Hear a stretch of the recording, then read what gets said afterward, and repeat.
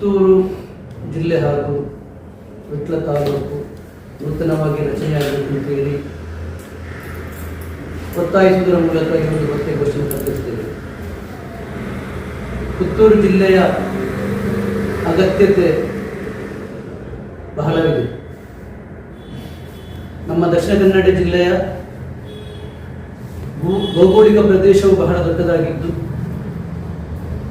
ನಾವು ಹೊಸದಾಗಿ ರಚನೆ ಆಗಬೇಕು ಅಂತ ಇರುವಂತಹ ಪುತ್ತೂರು ಜಿಲ್ಲೆ, ಪುತ್ತೂರು, ಬೆಳ್ತಂಗಡಿ, ಕಡಬ, ಸುಳ್ಯ ಹಾಗೂ ನೂತನವಾಗಿ ರಚನೆ ಆಗಬೇಕಾದಂತಹ ಈ 5 ತಾಲೂಕುಗಳನ್ನಂತಹ ಒಂದು ಜಿಲ್ಲೆ ಆಗಬೇಕು ಅಂತೇಳಿ ನಮ್ಮ ಆಗ್ರಹ.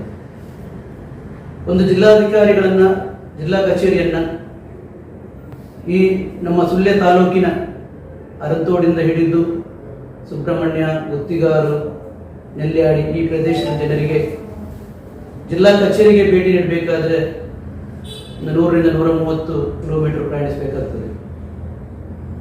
ಒಂದು 3 ಗಂಟೆ ಇದಕ್ಕೆ ವ್ಯವಸ್ಥೆ ಆಗುತ್ತದೆ.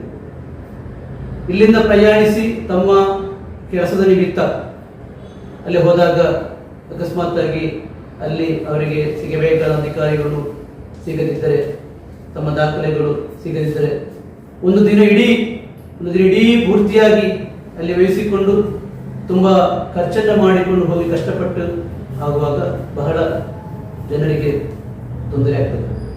ಅದೇ ಸಮಯದಲ್ಲಿ ಪುತ್ತೂರಿನಲ್ಲಿ ಒಂದು ಜಿಲ್ಲಾ ಕಚೇರಿ ತೆರೆದರೆ, ಒಂದು SP ಕಚೇರಿ ತೆರೆದರೆ ಈ ದೂರದ ಪ್ರದೇಶಗಳಿಗೆ ಒಂದು 50-60 ಕಿಲೋಮೀಟರ್ ಪ್ರಯಾಣ ಕಡಿಮೆ ಆಗ್ತದೆ, ಖರ್ಚು ವೆಚ್ಚಗಳು ಕಡಿಮೆ ಆಗ್ತದೆ, ಅವರ ಕೆಲಸ ಕಾರ್ಯಗಳು ಕೂಡ ಸುಲಭವಾಗ್ತದೆ.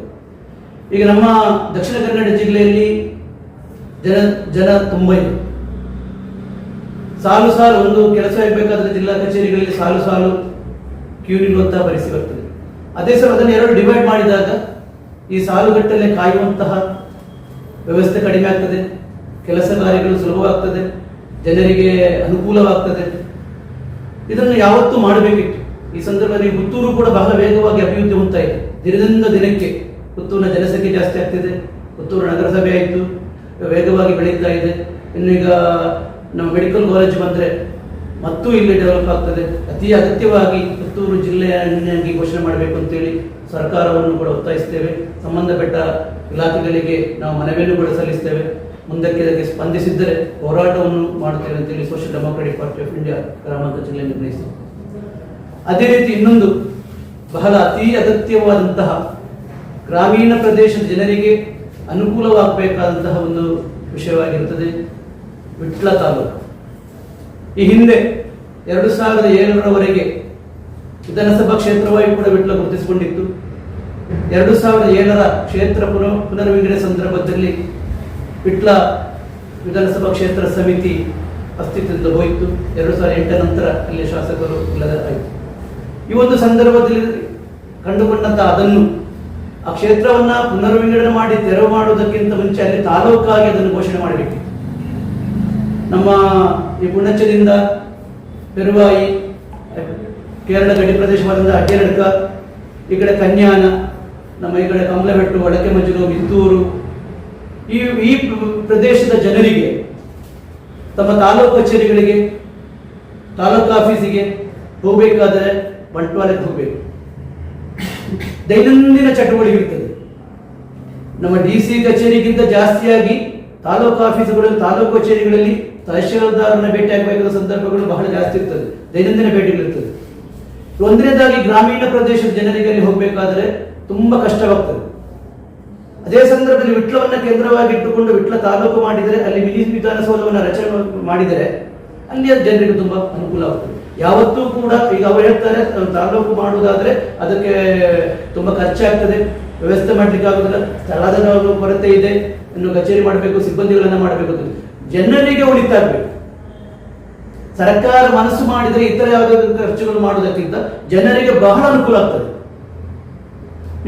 ನೀವು ಒಂದು ಬಂಟ್ವಾಳದ ತಾಲೂಕು ಆಫೀಸಿಗೆ ಹೋಗಿ ನೋಡಿದರೆ ಅಲ್ಲಿ ಕ್ಯೂ ಇರುತ್ತೆ, ಸಾಲು ಕ್ಯೂ ಇರುತ್ತೆ. ಜನರಿಗೆ ಎಷ್ಟು ಕಷ್ಟ ಆಗ್ತದೆ. ಒಂದು ಕೆಲಸ ಆಗಬೇಕಾದ್ರೆ ದಿನ ಪೂರ್ತಿ ಪಾಪ ವಯಸ್ಸಾದವರು ಇವರೆಲ್ಲ ನಿಲ್ಬೇಕಾದ್ರೆ.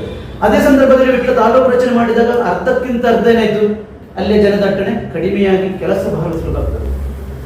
ಇಲ್ಲಿ 1.5 ಲಕ್ಷಕ್ಕಿಂತ ಜಾಸ್ತಿ, ನಾನು ಹೇಳಿದ 23 ಗ್ರಾಮಗಳನ್ನು ಒಳಗೊಂಡಂತ ಒಂದು ವಿಟ್ಲ ತಾಲೂಕನ್ನು ಮಾಡಬಹುದು. 23 ಗ್ರಾಮಗಳು. ಇಲ್ಲಿಯ ಜನಸಂಖ್ಯೆ ತೆಗೆದು ನೋಡಿದರೆ 1.5 ಲಕ್ಷಕ್ಕಿಂತಲೂ ಜಾಸ್ತಿ ಆಗ್ತದೆ. ಸುಮಾರು 170 ಲಕ್ಷ, 1,70,000 ಲಕ್ಷ ಬರ್ತದೆ. ಎಷ್ಟು ಅನುಕೂಲವಾಗಬಹುದು. ಯಾಕಾಗಿ ಸರ್ಕಾರ ಈ ಬಗ್ಗೆ ಗಮನ ಕೊಡುವುದಿಲ್ಲವೇ? ಸರ್ಕಾರಕ್ಕೆ ಇದು ನಾವೊಂದು ರಾಜಕೀಯದ ಲಾಭಕ್ಕಾಗಿ ಮಾತಾಡ್ತಾ ಇಲ್ಲ. ಜನರ ಸೌಲಭ್ಯಕ್ಕೆ ಅನುಗುಣವಾಗಿ ಜನರಿಗೆ ಸೌಲಭ್ಯ ದೊರೆಯಬೇಕು ಅಂತ ಹೇಳಿಕೊಂಡು ಜನರ ಕಷ್ಟಗಳಿಗೆ ಪರಿಹಾರ ದೊರೆಯಬೇಕು. ಇದು ಒಂದು ರಾಜ್ಯ ಅಥವಾ ಒಂದು ಜಿಲ್ಲೆ ಅಭಿವೃದ್ಧಿ ಆಗಬೇಕಾದ್ರೆ ಈ ರೀತಿ ತಾಲೂಕುಗಳು, ಜಿಲ್ಲಾ ಕಚೇರಿಗಳು ಜಾಸ್ತಿ ಇದ್ರೆ ಅಭಿವೃದ್ಧಿ ಆಟೋಮೆಟಿಕ್ ಆಗ್ತದೆ. ಆ ಕಾರಣಕ್ಕಾಗಿ ವಿಟ್ಲ ತಾಲೂಕು ನೂತನವಾಗಿ ರಚನೆ ಆಗಬೇಕು ಅಂತೇಳಿ ನಿಮ್ಮ ಪತ್ರಿಕೆ ಗೋಷ್ಠಿ ಮೂಲಕ ಆಗ್ರಹಿಸ್ತೇವೆ. ಸರ್ಕಾರವನ್ನು ಕೂಡ ಒತ್ತಾಯ ಮಾಡ್ತೇವೆ. ಸಂಬಂಧಪಟ್ಟ ಇಲಾಖೆಗಳಿಗೆ ಮನವಿಯನ್ನು ಕೂಡ ಸಲ್ಲಿಸ್ತೇವೆ. ಇದು ಆಗದಿದ್ದರೆ ಇದಕ್ಕೆ ನಾವು ಹೋರಾಟವನ್ನು ಮಾಡಿಕೊಂಡು ವಿಟ್ಲ ಪ್ರದೇಶದ ಹಾಗೂ ಪುತ್ತೂರು ಜಿಲ್ಲೆಯ ಜನರನ್ನು ಸೇರಿಸಿಕೊಂಡು ಹೋರಾಟ ಸಮಿತಿಯನ್ನು ರಚನೆ ಮಾಡಿಕೊಂಡು ಹೋರಾಟ ಮಾಡಿಕೊಂಡು ಯಾವತ್ತ ಅಂತಿಮವಾಗಿ ನಮಗೆ ಈ ಒಂದು ತಾಲೂಕು ಮತ್ತು ಜಿಲ್ಲೆ ಆಗುವವರೆಗೆ social democratic party of India ಜನರೊಂದಿಗೆ ಸೇರಿಸಿಕೊಂಡು ಹೋರಾಟ ಮಾಡುತ್ತಾ ಎಲ್ಲಿವರೆಗೆ ಇದು ಆಗುವುದಿಲ್ಲೋ ಅಲ್ಲಿಯವರೆಗೆ ಹೋರಾಟ ನಾವು ಬಿಡುವುದಿಲ್ಲ ಅಂತೇಳಿ ಈ ಪತ್ರಿಕೆ